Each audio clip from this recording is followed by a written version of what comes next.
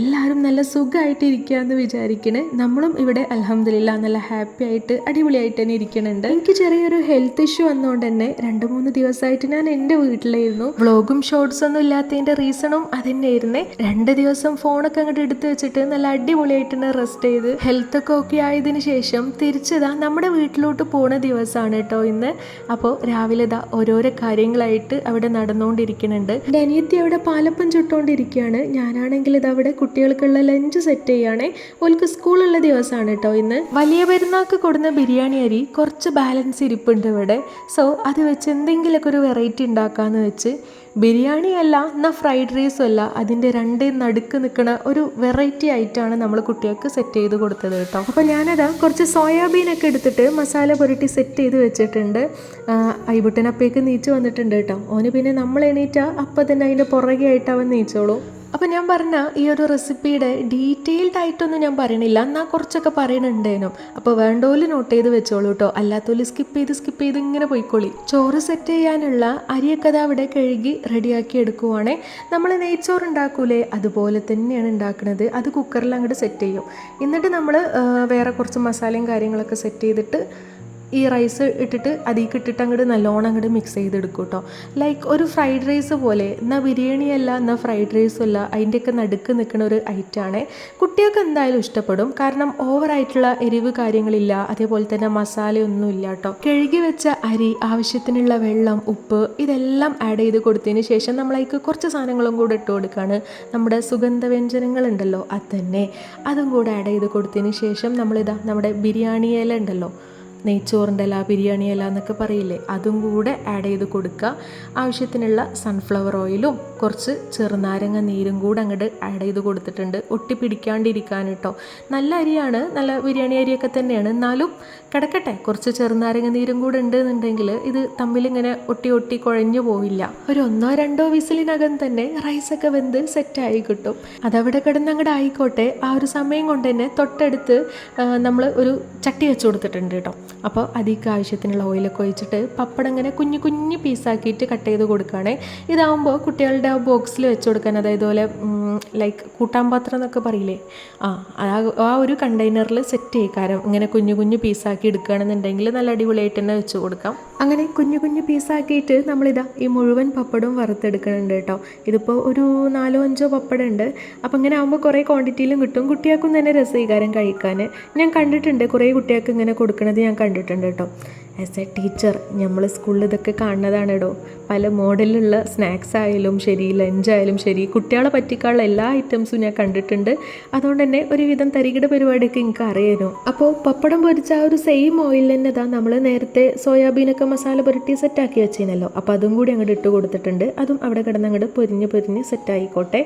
അന്നേരം അത് അവിടെ ക്യാരറ്റൊക്കെ ഒന്ന് നല്ലോണം ചോപ്പ് ചെയ്തെടുക്കുന്നുണ്ട് കേട്ടോ. ഇങ്ങനെ ഇതിലിട്ടിട്ട് ഒരുതാനുള്ള കാരണം എന്താ വെച്ചാൽ നമ്മൾ കട്ട് ചെയ്തിട്ട് കൊടുക്കുകയാണെന്നുണ്ടെങ്കിൽ കുട്ടികളത് പെറുക്കിടും. ഇതിപ്പോൾ പെറുക്കാൻ നിന്നവർക്ക് പെറുക്കാനേ നേരം ഉണ്ടാവുള്ളൂ, കാരണം അത്രയും നേരിയ പീസായിട്ടാണല്ലോ ഇത് വരുന്നത്.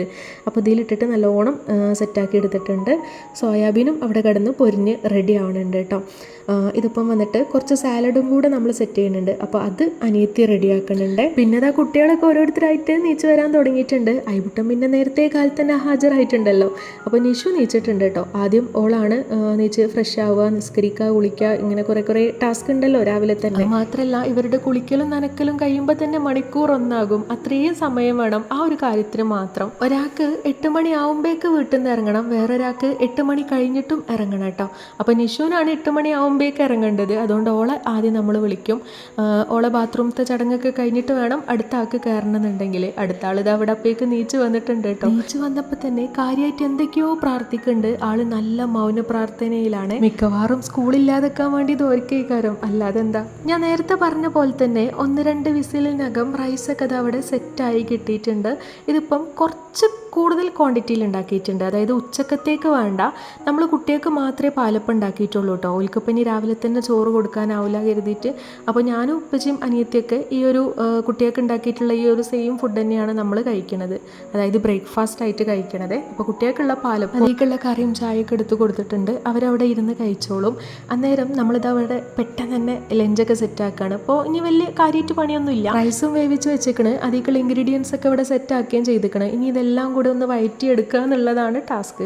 സോ നമ്മൾ ബിരിയാണി പോട്ട് വെച്ചിട്ടുണ്ട്. അതിലേക്ക് ആവശ്യത്തിനുള്ള സൺഫ്ലവർ ഓയിൽ ആഡ് ചെയ്ത് കൊടുത്ത്, പിന്നെ വലിയ ഉള്ളി, കറിവേപ്പില, വെളുത്തുള്ളി, അതേപോലെ തന്നെ നമ്മൾ നേരത്തെ കുഞ്ഞു കുഞ്ഞാക്കി വെച്ചിട്ടില്ലേനോ ക്യാരറ്റ്, അതും കൂടെ ആഡ് ചെയ്ത് കൊടുത്തിട്ടുണ്ട്. ഇതൊക്കെ നല്ലോണം വഴന്ന് സെറ്റായി വരുന്ന ആ ഒരു സമയം കൊണ്ട് തന്നെ നമ്മൾ കുറച്ച് മല്ലിയിലയും കൂടെ ആഡ് ചെയ്ത് കൊടുത്തിട്ടുണ്ട് കേട്ടോ.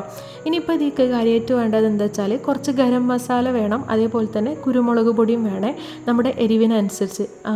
ഫ്രൈഡ് റൈസ് ആണെന്നുണ്ടെങ്കിൽ കുറച്ചും കൂടെ വെജിറ്റബിൾസൊക്കെ നമ്മൾ ആഡ് ചെയ്ത് കൊടുക്കും. പിന്നെ റൈസിലും മാറ്റുണ്ട്. ഇതിപ്പോൾ ഞാൻ പറഞ്ഞല്ലോ നമ്മൾ ബിരിയാണി റൈസ് വെച്ചിട്ടാണ് ഇത് സെറ്റ് ചെയ്തെടുക്കുന്നത്. പിന്നെ കുറച്ച് സോയാ സോസും കൂടെ ആഡ് ചെയ്തതിന് വേവിച്ച് വെച്ച റൈസ് ഇട്ട് കൊടുത്ത് എല്ലാം കൂടെ നല്ലോണം മിക്സ് ചെയ്തെടുക്കുക.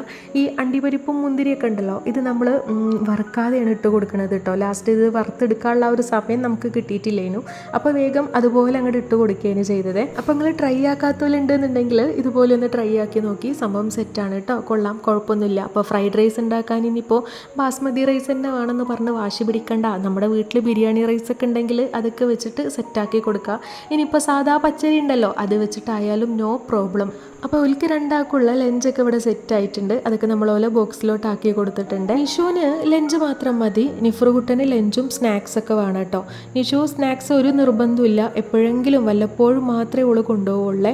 വലിയ കുട്ടികളായ പിന്നെ ഓല സ്കൂളിൽ സ്നാക്സ് കൊടുത്തയക്കാൻ പാടില്ല എന്നാണ്. അപ്പോൾ എപ്പോഴെങ്കിലും പൂതിയാകുമ്പോൾ കൊണ്ടുപോകും, അല്ലാതെ എന്നും കൊണ്ടുപോകലില്ല കേട്ടോ. നിഫ്രുകുട്ടന് പിന്നെ അത് മസ്റ്റാണ്. അപ്പോൾ ഓക്കുള്ള പേരക്കൊക്കെ അവിടെ കട്ട് ചെയ്ത് ആക്കി വെച്ചിട്ടുണ്ടായിനെ. അങ്ങനെ രണ്ടാളും ഓല ഫുഡൊക്കെ അത് അവിടെ ബാഗിലോട്ട് ആക്കി വെച്ചിട്ടുണ്ട്. അപ്പോൾ ആദ്യം ഞാൻ പറഞ്ഞല്ലോ നിഷു ആണ് പോകുന്നത് എന്നുള്ളത്.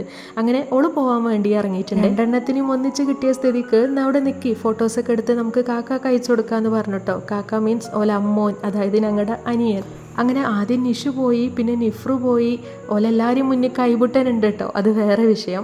നിഫ്രുകുട്ടൻ എപ്പോഴാണ് ആക്കി കൊടുക്കൽ, അതായത് സ്കൂൾ ബസ് കയറിനോടത്തേക്ക്. നിഷു പിന്നെ ഒറ്റയ്ക്ക് പോയിക്കോളും, വലിയ കുട്ടിയായില്ലേ. ആദ്യം ഓളാക്കി കൊടുക്കുന്ന ഡ്യൂട്ടിയും ഇപ്പാക്കന്നെ. കുട്ടികളൊക്കെ പോയതിന് ശേഷം നമ്മൾ നമ്മളുടേതായിട്ടുള്ള പണികളിലോട്ട് തിരിഞ്ഞ്. അപ്പോൾ ഞാൻ പാത്രം കഴുകണ ഡ്യൂട്ടി എടുത്തിട്ടുണ്ട് കേട്ടോ. അപ്പോൾ അനിയത്തി പറഞ്ഞ് മുറ്റടിക്കൽ ഓള് ചെയ്തോളാം, ഇനിയിപ്പോൾ ഉരവേനൊക്കെ മാറിയ സ്ഥിതിക്ക് ഇനി അത് വീണ്ടും വരുത്തണ്ടെന്ന് പറഞ്ഞ് അങ്ങനെ മുറ്റടിക്കാൻ ഓൾ ഇറങ്ങിയിട്ടുണ്ട്. ഞാനിത് അവിടെയുള്ള പാത്രങ്ങളൊക്കെ ഒന്ന് കഴുകി വെക്കാണ്. രാവിലെ തന്നെ ചെറുതായിട്ട് മഴയൊക്കെ ഒന്നിങ്ങനെ ചാറിയനു കേട്ടോ. പക്ഷേ ഈ സമയത്തൊന്നും ഒട്ടും മഴയില്ല. ഓള് മുറ്റടിച്ച് കയറിയതും, അതായത് അകത്തേക്കട് കയറിയതും മഴ പെയ്യലും തുടങ്ങി. അത്രയും മഴ, നല്ലോണം മഴ പെയ്തിരുന്നു. അതൊക്കെ കഴിഞ്ഞതിന് ശേഷം നമ്മളിത് ബ്രേക്ക്ഫാസ്റ്റ് ഒക്കെ കഴിച്ച്. ഇതാണ് നമ്മുടെ ബ്രേക്ക്ഫാസ്റ്റ്. ഞാൻ പറഞ്ഞല്ലോ പാലപ്പം നമ്മൾ കുട്ടികൾക്ക് മാത്രമേ ഉണ്ടാക്കിയിട്ടുള്ളൂ.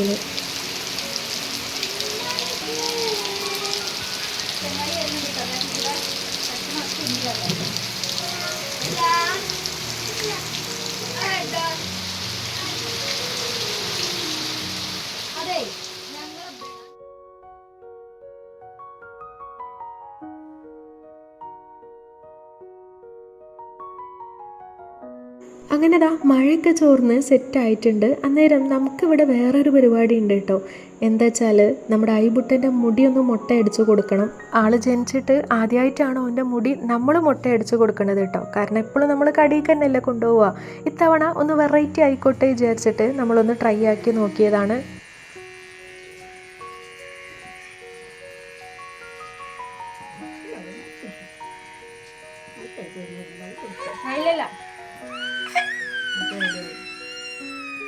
ആദ്യമൊക്കെ നല്ല കുട്ടിയായിട്ട് നിന്ന് കേട്ടോ. പിന്നെ പിന്നെ പ്രശ്നമാക്കാൻ തുടങ്ങി, കരച്ചിലും ബഹളമൊക്കെ തുടങ്ങി. അതിനിപ്പോൾ കടിയൊക്കെ കൊണ്ടായാലും ഇങ്ങനെയൊക്കെ തന്നെയാണ്. അതായത് ഓൻ്റെ മേത്ത് തൊട്ട് കളിക്കണ മാതിരിയല്ല, തലമ്മ തൊട്ട് കളിക്കാൻ ഓൻ സമ്മതിക്കുന്നല്ല. എന്താ പോലെയൊക്കെ ഒരു ഗെറ്റപ്പില്ലേ, ആകെ കുഞ്ഞു പൈതലായിട്ടുള്ളൂ. അപ്പം തന്നെ വമ്പൻ ആറ്റിറ്റ്യൂഡാണ്. അങ്ങനെ കുറച്ച് നേരത്തെ പരിപാടിക്ക് ശേഷം നമ്മുടെ കുഞ്ഞുമുട്ട ഇവിടെ റെഡി ആയിട്ടുണ്ട് കേട്ടോ. നമുക്കുണ്ടല്ലോ ഈ കുഞ്ഞു കുട്ടികളെ മുട്ടസൂപ്പിയായി കാണാൻ ഭയങ്കര ഇഷ്ടമാണ് കേട്ടോ. ഐബുട്ടനും ഇഷ്ടമായിക്കണ്. ഓനിങ്ങനെ കണ്ണാടിക്ക് ചേന്തിച്ച് നോക്കണൊക്കെ ഉണ്ട്. പിന്നെ അപ്പച്ചി ജുമയ്ക്ക് പോകാൻ ഇറങ്ങിയിട്ടുണ്ട്. ഇത് ആക്ച്വലി ഒരു ഫ്രൈഡേ ആണ് കേട്ടോ. Friday വ്ലോഗാണ് guys. അപ്ലോഡ് ചെയ്ത് വരുമ്പോഴേക്ക് ചിലപ്പോൾ സൺഡേയും മൺഡേയും ട്യൂസ്ഡേ ഒക്കെ ആയിന്ന് വരും. എന്താണെന്നറിയില്ല, ഈ ഇടയായിട്ട് എൻ്റെ പ്ലാനിങ് ഒന്നും അങ്ങോട്ട് നടക്കണില്ല. ഞാൻ പ്ലാൻ ചെയ്യണതൊന്ന്, നടക്കണത് വേറെ ഒന്ന്. എന്തെങ്കിലും ആവട്ടെ, ഇനിയിപ്പോൾ പ്ലാനിങ് ഒന്നും നടന്നില്ലെങ്കിലും പ്രശ്നമില്ല, നമുക്ക് ഹെൽത്ത് ഓക്കെ ആയാൽ മതി, അതിലും വലുതായിട്ട് വേറെ ഒന്നുമില്ല. പിന്നെ നമ്മൾ ലഞ്ചൊക്കെ അങ്ങോട്ട് സെറ്റ് ചെയ്യാണ്. ഇതിപ്പം മന്തി ആയതുകൊണ്ട് തന്നെ നല്ലോണം ടൈം എടുത്തിട്ടാണ് നമ്മൾ ഉണ്ടാക്കിയത് കേട്ടോ. അതായത് ഇപ്പച്ചക്ക് ജുമ്മയ്ക്ക് പോയതിന് ശേഷമാണ് ഉണ്ടാക്കുന്നത്. ഇപ്പോൾ വരുമ്പോഴേക്ക് ആവുന്നുള്ള കാര്യം നമുക്ക് 100% ഉറപ്പാണ്. കാരണം അത് അത്രയും സിമ്പിളാണല്ലോ ഉണ്ടാക്കാൻ. പണികളൊക്കെ സാധാരണ നമ്മൾ രാവിലെ തന്നെ തീരുമാനമാക്കുന്നതാണ്. ഇന്നിപ്പോൾ മഴയും പെയ്തു, പിന്നെ എനിക്കായാലും അനിയത്തിക്കായാലും ഇപ്പച്ചക്കായാലും ശരി പറഞ്ഞാൽ തീരൂല, എന്തെങ്കിലുമൊക്കെ ആയിട്ട് എപ്പോഴും ഓരോന്ന് പറഞ്ഞിരിക്കാനുണ്ടാവും കേട്ടോ. അപ്പോൾ രാവിലെ തന്നെ നമ്മുടെ വർത്താനം പറച്ചിലും ഐബുട്ടൻ്റെ മുട്ടയടിക്കലും എല്ലാം കൂടെ കഴിഞ്ഞപ്പോഴേക്ക് ഇന്ന് സമയം പോയി തന്നെ നമ്മൾ അറിഞ്ഞില്ല. ചിക്കനെ നമ്മൾ ഫ്രൈ ആക്കിയിട്ടാണ് മന്തി ഉണ്ടാക്കണത്. അപ്പോൾ ചിക്കനൊക്കെ ജസ്റ്റ് ചെറുതായിട്ടൊന്ന് ഫ്രൈ ആക്കിയിട്ടുണ്ട്, നല്ലോണം ഫ്രൈ ആക്കിയിട്ടില്ല, ഇതിൻ്റെ ആവശ്യമില്ലല്ലോ. പിന്നെ ആ ഒരു സെയിം പാനിൽ തന്നെ, അതായത് ബിരിയാണി പൊട്ടില്ലേ, അതിൽ തന്നെയാണ് നമ്മൾ ബാക്കിയുള്ള സംഭവങ്ങളൊക്കെ സെറ്റ് ചെയ്തെടുക്കണത്.